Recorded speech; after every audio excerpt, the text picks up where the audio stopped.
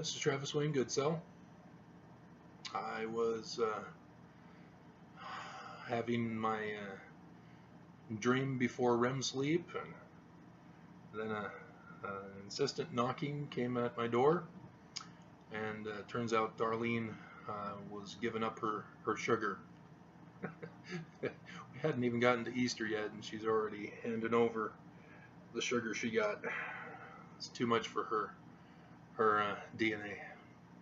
Whereas my DNA says I can have as much sugar as I want. True, 23andMe. Not only that, but caffeine. It does not give me the headaches that it gives other people. So I thought I'd cover what I was dreaming about right before REM sleep. And I was checking online, and looks like everybody's interested and curious about President Nelson refusing to build the New Jerusalem Temple. And so, yeah, that's what all this means. He's not saving the money to build the New Jerusalem Temple, which is going to cost mega billions. No, he now has gone and revealed himself as spending the $32 billion that they mysteriously obtained, which had to be leaked for us to find out about it.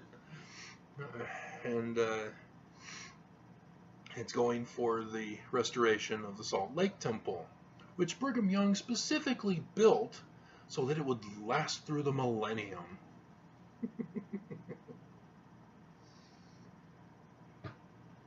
So, yeah. But nobody's really interested in Mormon Deadpool.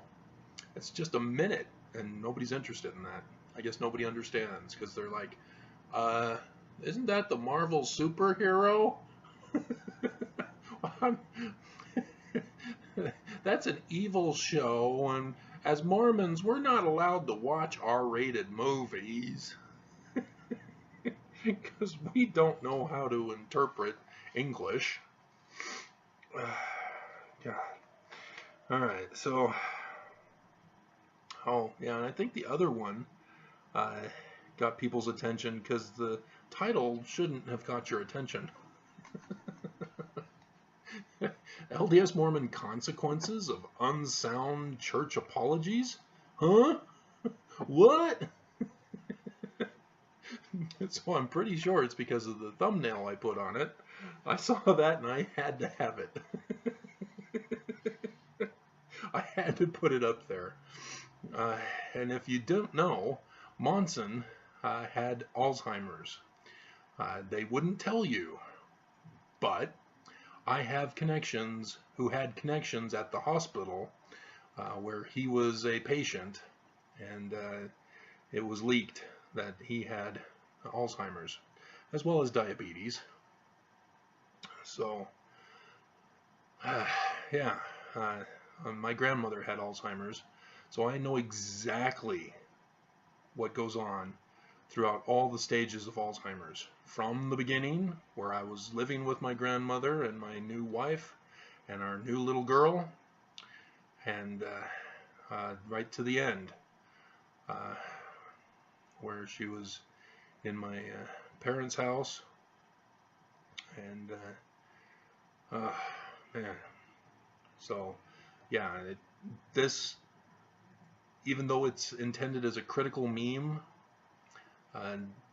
it may have some truth, because if you don't know Alzheimer's, you don't understand. My grandmother in her 80s believed she had twin babies who were still babies. Not just that she had twins, which she never had twins, but that she had babies at 80 plus years.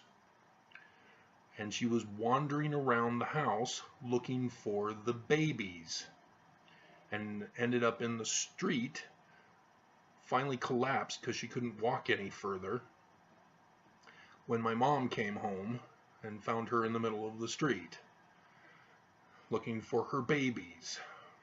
So, yes, it's not unlikely for Monson to have Alzheimer's and start saying things like the church isn't true. It's not unrealistic. If you don't know Alzheimer's, you don't know how serious that is. But 23andMe says I'm not likely to have it because it's from my grandmother on my dad's side. And so I'm safe. My dad, not so much so. But me, nope, I'm safe. All right, so yeah, that's what we're talking about. My one-on-one with President James E. Faust. And to give you a backstory, I went to the University of Utah, and one of the videos I did here revealed that it no longer exists. They've leveled it to the ground. So I don't have, my university's gone. I guess I don't have transcripts anymore. I don't know where they would have taken the transcripts to. So, and I can't get my bachelor's certificate to replace the one that my dad destroyed. So, yeah. It only exists as ancient ruins now. If you watch the video, I'm finding out for the first time that it's gone. Right there on the video. I doubt that's fireworks, because fireworks are illegal except on New Year's and the 4th of July and the 24th of July. So that may have been gunshots. We'll have to find out in the morning if ABC4 News Utah covers it.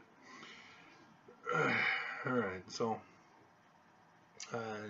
at the University of Utah, I was still clueless as to what I wanted to do with my life. I'd gone to Rick's College, and I was still clueless as to what I wanted to do in life.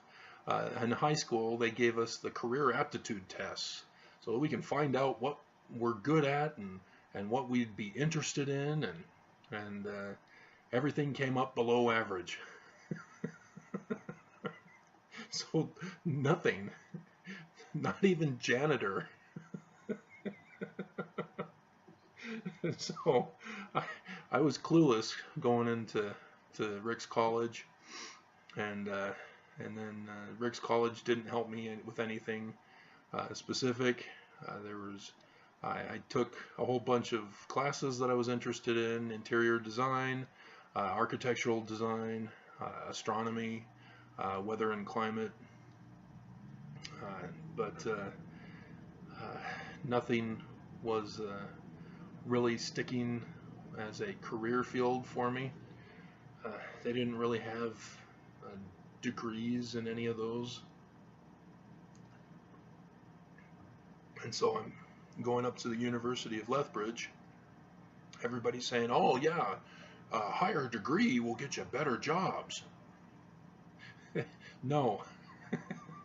I was part of the transitioning group where higher education means jack to businesses.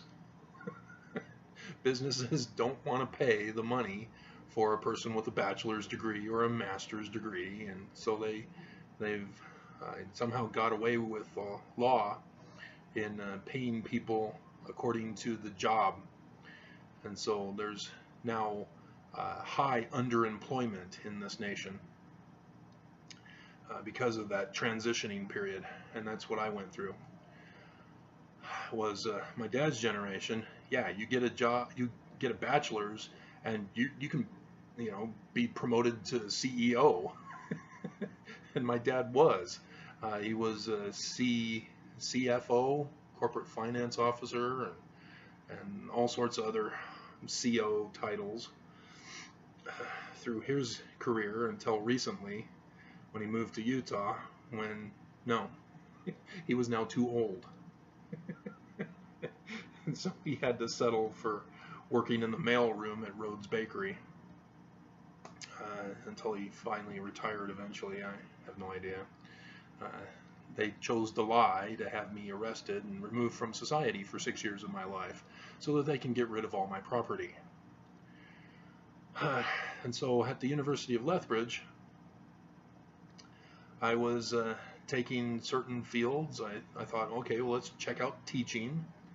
I've done a lot of teaching, and I was doing the teaching or CES, Church Educational System course, and was teaching a group of punk kids out in, I think it was Wellsville, some small podunk town with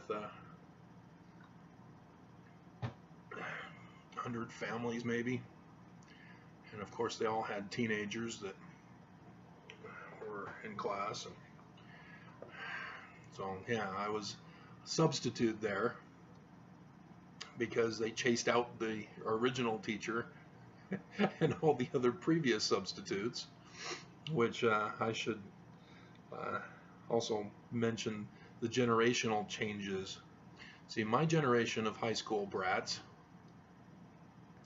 was the kind that when the teacher would walk by, they would conveniently have their pen sticking out so that the teacher's pants would get marked up with pen markings. That's how much respect my generation had for teachers. And then just 2 generations below me, or 2 classes below me, it's not generations, so my sister, Tiffany, her class, just 2 grades below, her class were the kind that spat on the teacher and burned the flag in the classroom during class. And so you can see how things were getting out of control just in our little Southern California Norco High. So I saw the alt-right generation rising. So yeah, I knew all about the disrespect that was heading for control of America. And so anyway, I took a teaching course. Unfortunately, it was run by an alt-right feminist, alt-left feminist, I guess, technically. Alt-right, alt-left feminist, maybe? I don't know. It's all weird the way they set it up on a spectrum within the spectrum. It's all lame. But yeah, she was a man-hater. And so I was neglected in class as I saw all the female students butt kissing, and the teacher, you know, taking on the praise of all the young girls that are wanting to learn from the master, and neglecting the man, the evil. So yeah, I also had a physical education, I think it was physical training, maybe, can't remember exactly, but that too was also by a feminist teacher, and yes, she was not very nice to me either, and so it was very clear to me that there were certain classes that I was not going to do well in because I was not welcome. And so, yeah, I already learned early that we don't want to replace one authoritarian party with another authoritarian party. So, yeah, I'm anti-party, if you haven't figured. And so, yeah, then I had a class at the University of Utah later on where it was a sociology of feminism, I think, and I should have known better. But yeah, uh, extreme fanatical feminists are the same wherever you go, and that's unfortunate. Uh, to think that they are in the right by being exactly as abusive as those whom have abused them in their life. So, yeah, that's sad to see. Uh, and so I eventually found philosophy. And of course, what are you going to do with a philosophy degree? So one step up above humanities. But yeah, I was loving philosophy. It was enlightening for me. I was loving it, learning all about uh, uh, all the different philosophers, not just Plato and Aristotle, but more modern ones. And learning about theory development, and then involved myself in philosophy of science, which went over how to develop theories logically and soundly. So yes, logic was involved in that education as well, and an understanding of fallacy, and so that was awesome. And so my final year, right before my final year, when it was time to register for classes, the guidance counselor called me in and said, "You know what? You've been here an awful long time, and you don't have anything set for a degree, but we've recognized that you've taken a lot of philosophy of science courses, and you've also taken a lot of biblical studies courses." That was the other course that I was thriving in. It was awesome learning all about the Bible stories and the theories behind the creation of the Old Testament. The documentary hypothesis was big back then, and it was in 5 years later it was going to be dismissed as a legitimate theory, even though it was getting expanded upon to extremes. But yeah, it was awesome to learn all about that. And then she also pointed out that I'd taken a Latin course, and so she said, "Well, how about we get you set up on a minor in ancient languages?" And she didn't seem to fully understand Latin is not an ancient language, it's classical. But who cares, you know? Okay. And sure enough, when it came time to look through the course booklet for registering, it had biblical Hebrew. I was like, oh, awesome. And then after the semester, I still needed to take a few more courses, and so I finished off with Greek in the summertime course, and so graduated in August, and that's when I came to Utah. And so that was my background with philosophy of science, and that's important with dealing with my one-on-one with James E. Faust, who was president of the First Presidency. first president, see, first president in the first presidency. Or I guess he was second president, second counselor, because I think Monson was first. So, well, maybe not, because he died before Monson. So I think he was probably first counselor. All right. Anyway, so yeah, we moved down to Utah, and Stephanie I realized had set the whole thing up to dump me off in Utah with my parents as she goes back to Canada to her family with my kids, our kids. They're mine because she left.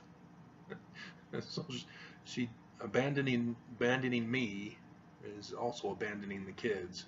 She had no interest in the kids, and so it kind of was weird that she would want to take possession of the kids when she gave up on taking care of them.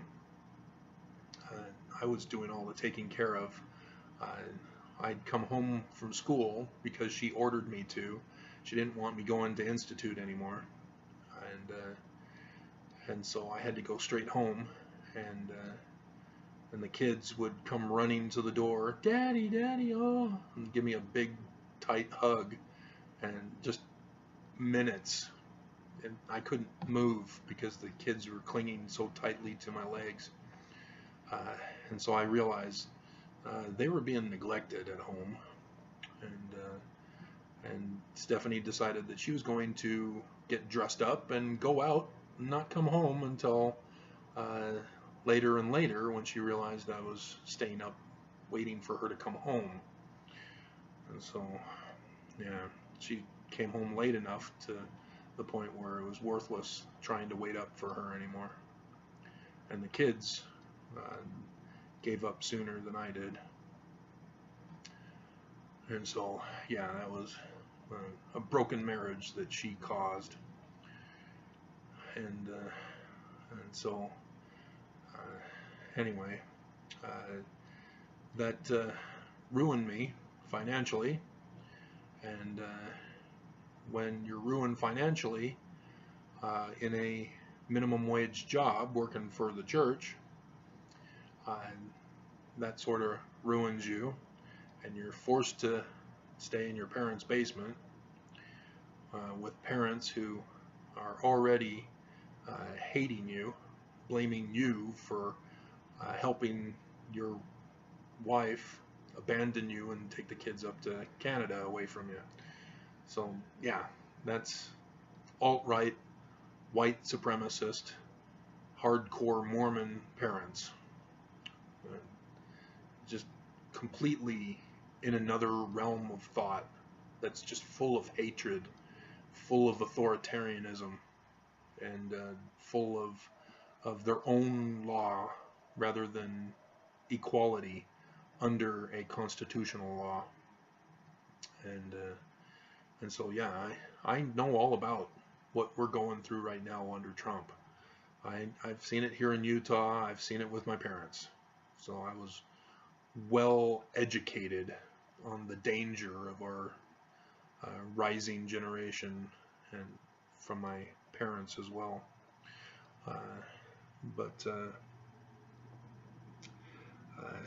when the church, Dick Ballard specifically, chose to screw me over on my yearly raise, and the reason why, and he couldn't come out and say it because that wouldn't look good to the business, because they weren't giving anybody raises, and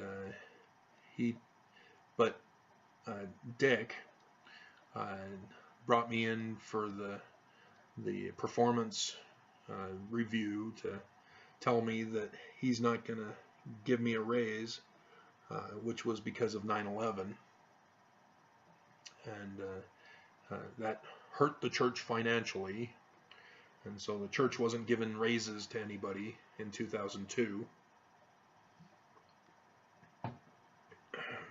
And so instead of telling me that, which they didn't need to call me in personally to talk to me. They could have just said openly to everybody, church isn't giving raises this year, so you're all screwed. No, instead, they decided to get the supervisors to give poor performance reviews to justify not giving raises. That's how the church operated. And that didn't sit well with me, because I had performed exceedingly well for the church.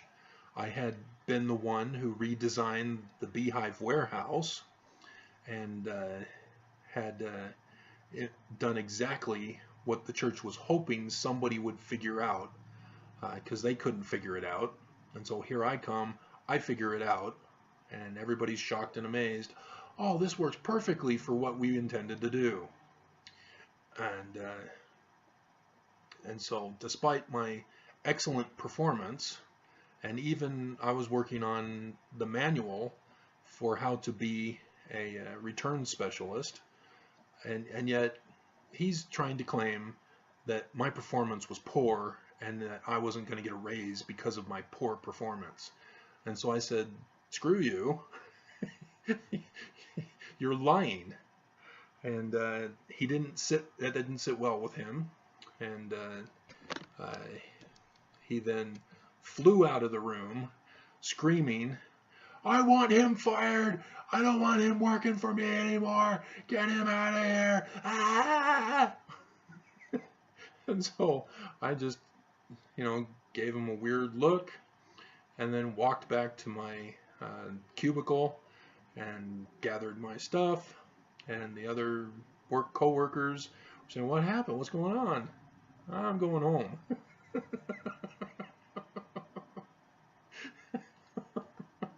And so I took I took my 2 weeks sick leave just to screw the church over, and then finally the human resource lady calls me at the end of the 2 weeks and says, so what are you going to do? I'm not coming back. Screw you guys. And so, yeah, I quit on that one. But because, yeah, they were going to transfer me. And so, yeah, screw you guys. And so I had another job working for Blockbuster on Bangerter and 56, just not too far from me now, but it's now gone because Blockbuster chose to destroy themselves. Unbelievable. Because again, at Blockbuster, I helped our store become $1 million store. We were running in the negative each and every single year. The Blockbuster was intending on getting rid of our store, and so they built a brand new store on 62nd, I believe, and further west. And yet here I come in, and I end up helping to generate not just enough revenue to pull us out of the red, but we were becoming $1 million business. We were sucking the customers, not just from Hollywood Video, because Movie Buffs was gone by then because of that scandal that I was a part of. I was in that store on the night when the owner came in and was complaining to the employee on duty that evening, early in the morning, and explaining the whole situation and all that. So I know everything about that situation, and the lawyers he had sucked big time. They blew the case, and now his life is over. It was destroyed because his lawyers couldn't argue the case properly. But anyway, I know all about Movie Buffs. But yeah, we sucked the customers, not just from Hollywood Video, but from the other Blockbusters in the surrounding area that was intended on eliminating our customer base. The new store on 62nd was a bigger and better stuff, new technologies, new shelving units, all this fancy stuff, and we were sucking them dry. it, it was a simple philosophy: give the customer what they want. Instead, Blockbuster wanted to destroy their business by saying, oh, we don't have what you want? Why don't you try this recommendation? Nobody wants recommendations. People go in specifically for a specific video, the new releases. And so, yeah, we were kicking butt. And then one day, one of our employees decided to steal $200 from the till. And when I counted in the morning, I found that it was gone. And so I had to call the manager, and we called the shift worker from the night before, and she was like, yeah, I didn't know what to do, so I just left it for you in the morning. And so we found out whose till it was, and she refused to acknowledge that she had stolen it, and because the manager put in 200 of his own dollars, expecting to be paid back by the woman who took it, it fell flat. She refused to acknowledge that she even took the money, and as a result, the manager was fired. And because you have to fire the person who stole the money, you can't just, have an intercessory to compensate for the loss. But they were looking for ways to destroy our business. And that was a perfect opening, a perfect opportunity. And so then the next thing they had to do was, because with the manager gone, the store was still thriving. So they had to come after me. And so the new guy they brought in was specifically ordered to destroy the store. And I was denied all of my manager training availability or opportunities, and so I was downgraded to just a regular teller, and yeah, so that was still not working, and as a result, they then decided, hey, the manager was training him to be a manager.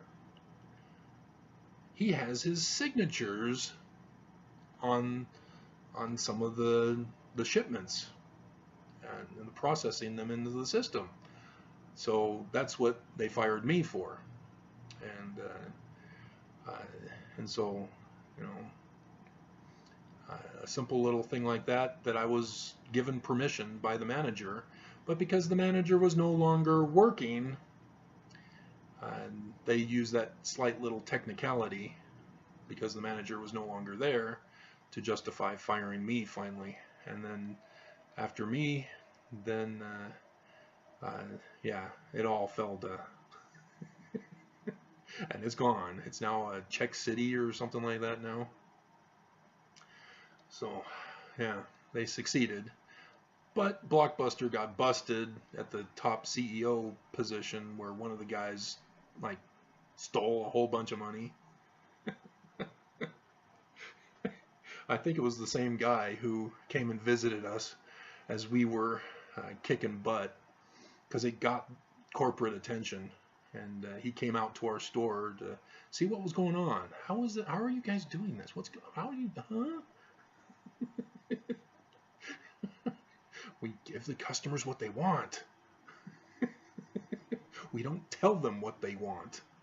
It's a very simple business philosophy. And again, I'd taken philosophy of science. I knew all about the different theories that were involved in running a business. And thus I was able to redesign Beehive Warehouse, and I was able to make Blockbuster $1 million operation if we had been allowed to continue to the rest of the year. And so, being out of work, my parents were then furious with me. You're a bum. I'm going to kick him out of the house. He's going to... And so my mom, with her alt-right, white supremacist, hardcore Mormon belief system, said, your dad's angry. You need to do something. You need to get a job, or how about go to school? You like school. I don't have money for school. Well, you can get a grant. I'll be in debt. I will never be able to pay it off. But you got to do something because your dad's really mad and he's going to kick you out of the house again. So I was threatened to go back to school. And so that's why I was at the University of Utah. And at the University of Utah, I had we're at 36 minutes. So this is my life.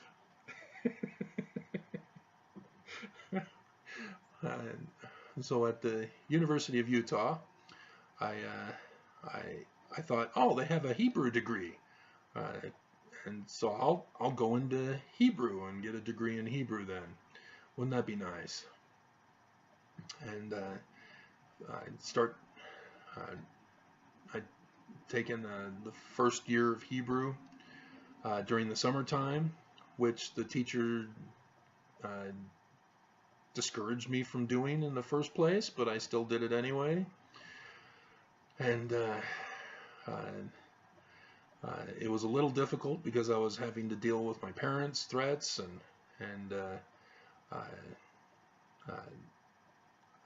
taking the Blockbuster to some weird phone court. That was just weird. I didn't understand that process. But some little girl judge was the one who said that because I wasn't the authorized signature, therefore I am justified, or they're justified in firing me. And so I was having to deal with that during the summertime, and so yeah, I was not able to memorize the French Hebrew,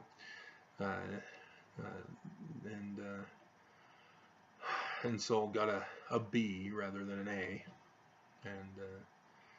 and then for the first full semester, I start looking through and I realize, hey, they don't have enough classes for a Hebrew degree, and they're trying to trick me into taking Arabic courses, including Arabic language, in order to qualify for a Hebrew degree. That ain't cool. Nothing wrong with Arabic, but I was going there specifically under the conditions that they had an offering of a Hebrew degree. And come to find out, they don't. And so, yeah, I said, screw this, and abandoned the Hebrew class. So that's where there's an F if you ever get a hold of my transcripts. That's because I abandoned the class. And found that they had philosophy. I'm safe.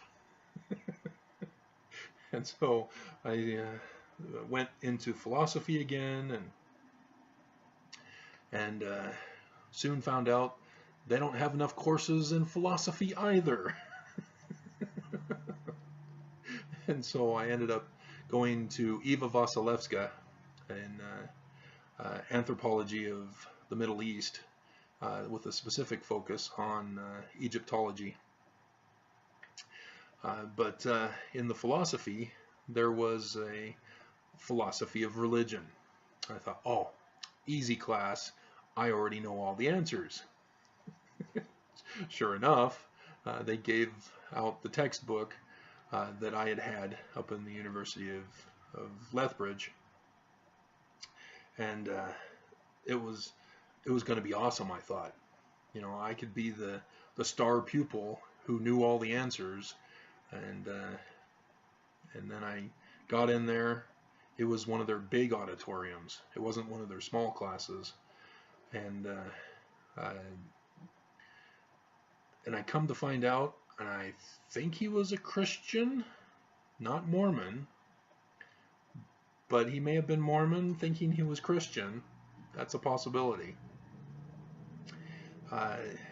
Come to find out, he was sabotaging the class.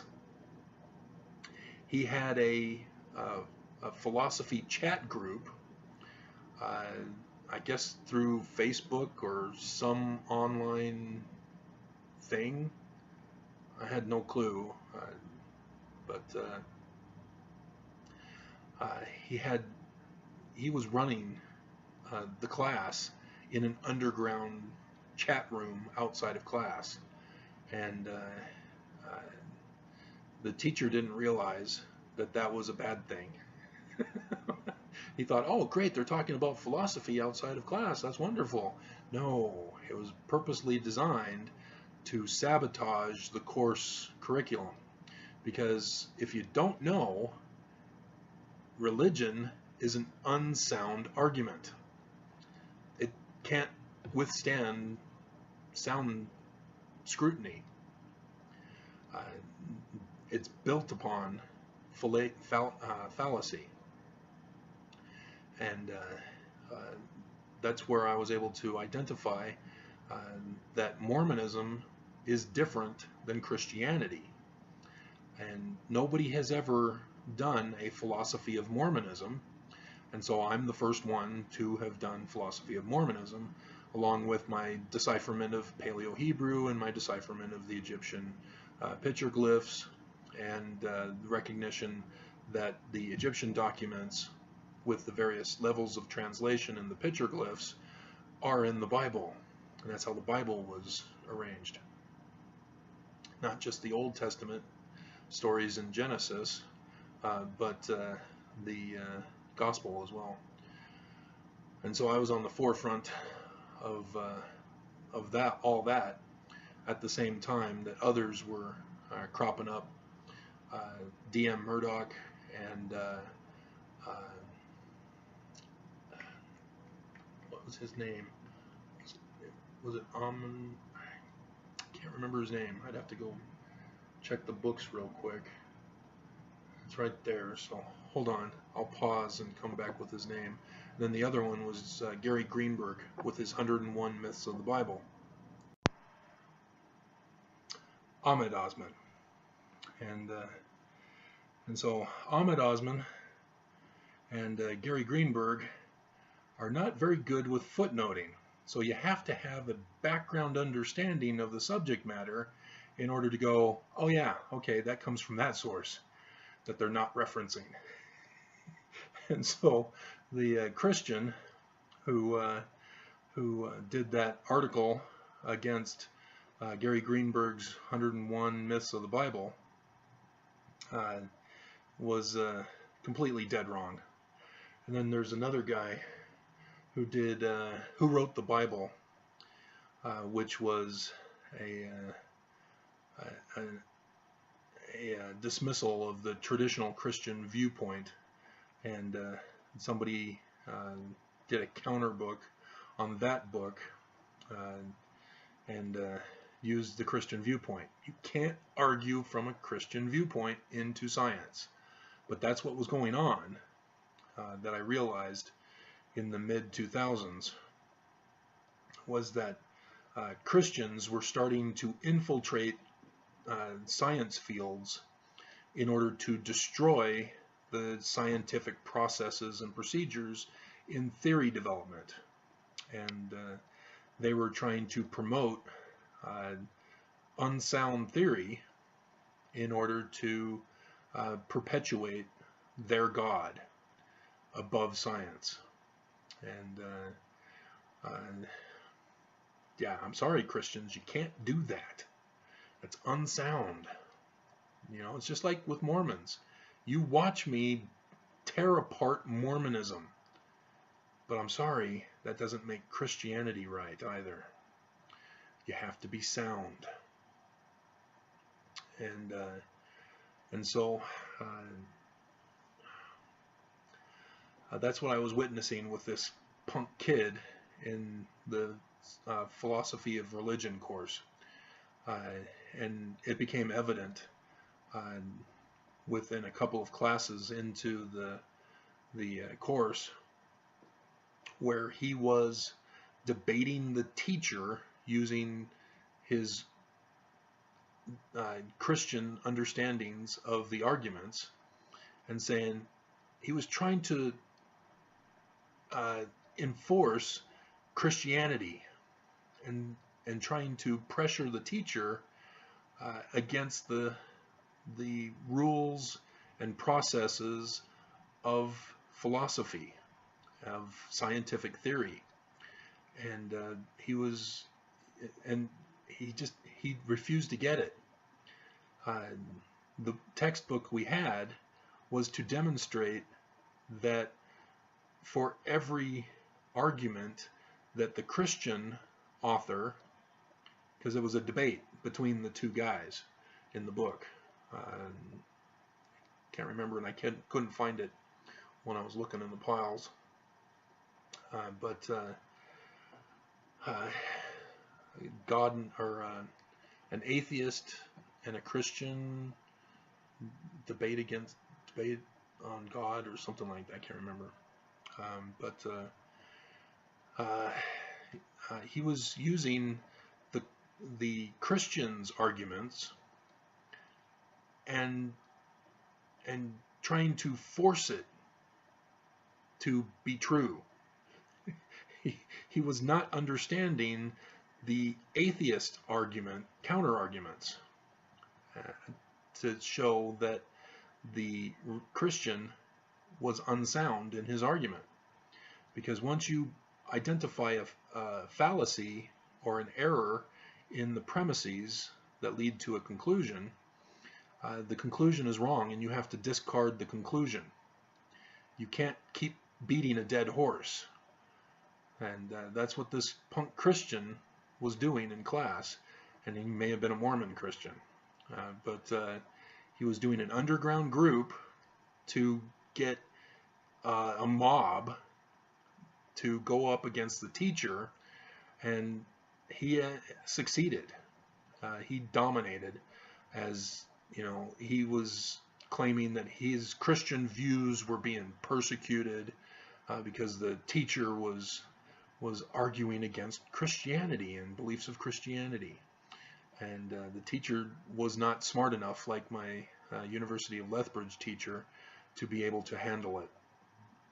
And I wasn't able to get a comment in because of the gang and the domination that he had in the classroom. And when I left that class and was watching the news, I'd hear other students in other classes complaining about the teachers forcing their beliefs on their Christian viewpoint. And so this was a movement that was going on there at the University of Utah to completely destroy all the fields of science with the invasion of Christian fallacy. And the University of Utah was just getting female dog slapped, and it was a horrible situation. And I don't know how they've recovered. I've not heard anything since and all that, but yeah, it's a horrible thing that we've got going here. If if Pence were able to take over as president, oh, God help us all, because the Pence God, he'll completely destroy science. You know, Trump only does it as long as Christian groups pay him to do it. Pence, he'll do it because his God tells him to do it. And so truth is not true, and reality is not real to Mike Pence either. So, yeah, this is a horrible shift in our society that has occurred. But in that class, in the beginning, before this other punk kid started to emerge, he was confusing one of the girls in the class. And I was in my mid-20s, so it's not like I was an old man. I was just experienced because I'd already had a bachelor's because of Lethbridge saying, hey, you can form these classes into a dual bachelor's degree.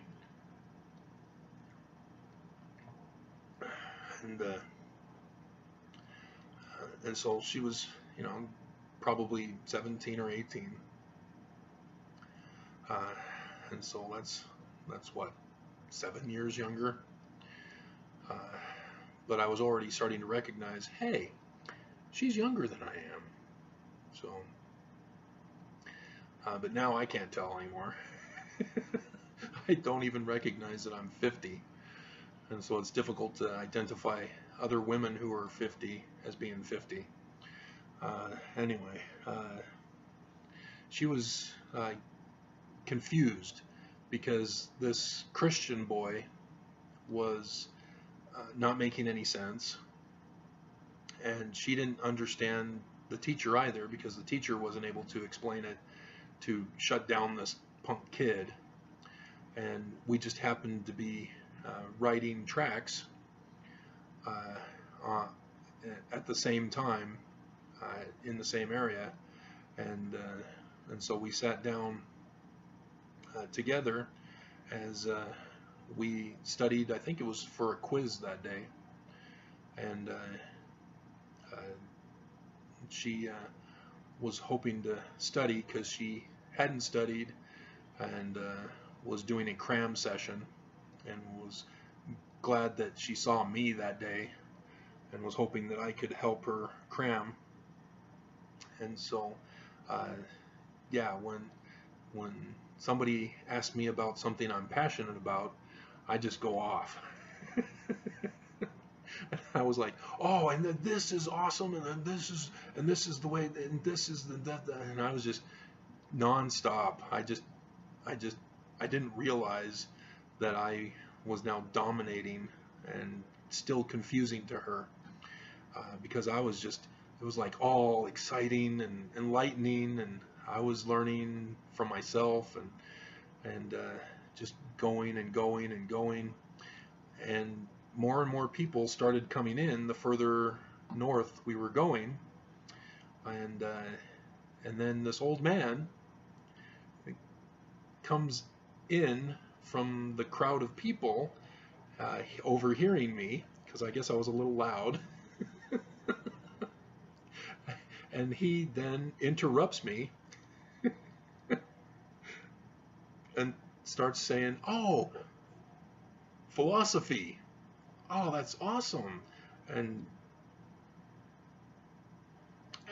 not wanting to be interrupted in my train of inspiration that I was getting, I kept on going and responding to then tie it back into the discussion I was having with the girl, and ended up shutting him down as he slowly got swallowed up in the crowd again, and then eventually got off to head to Temple Square. And I realized as I was heading up to the University of Utah, I went, wait a minute, that man, he looked familiar. Oh, that's why everybody was silent when he spoke.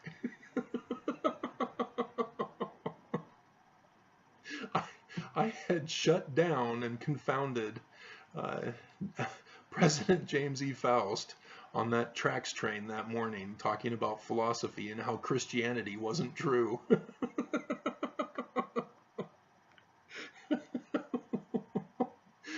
So,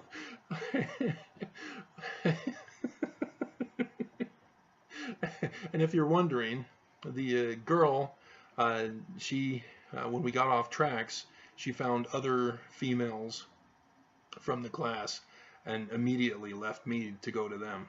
So that was the end of that with her. But yeah, that's my one-on-one with President James E. Faust.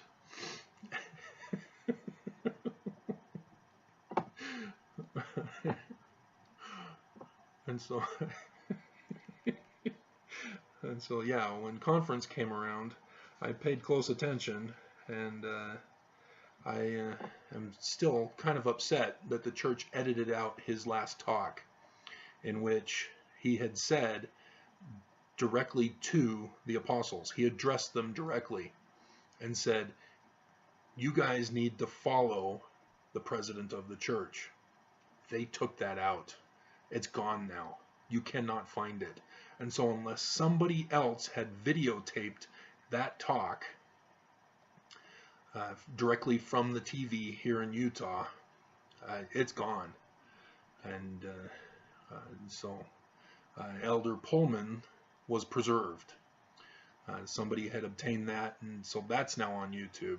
But James E. Faust talking directly to the apostles in conference, saying you cannot come up with your own commandments and revelations to these Mormons. You have to follow the president of the church. Gone. And so, there you go.